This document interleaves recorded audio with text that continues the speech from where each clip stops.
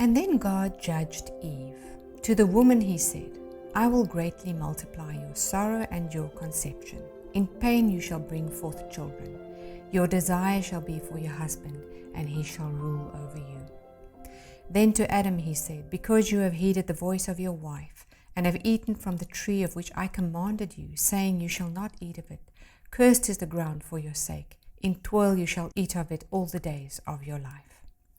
Both thorns and thistles it shall bring forth for you, and you shall eat the herb of the field. In the sweat of your face you shall eat bread, till you return to the ground, for out of it you were taken, for dust you are, and to dust you shall return.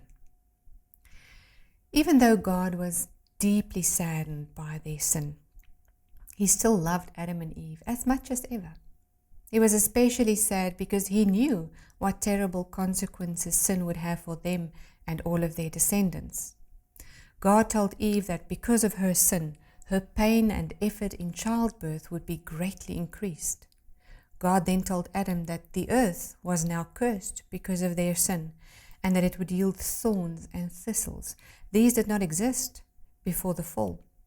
Where Adam's work was an absolute pleasure to do in the past, it would now require a lot of effort.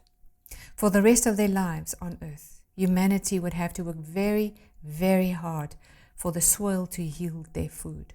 Eventually, Adam and Eve would die, and their bodies would become dust again.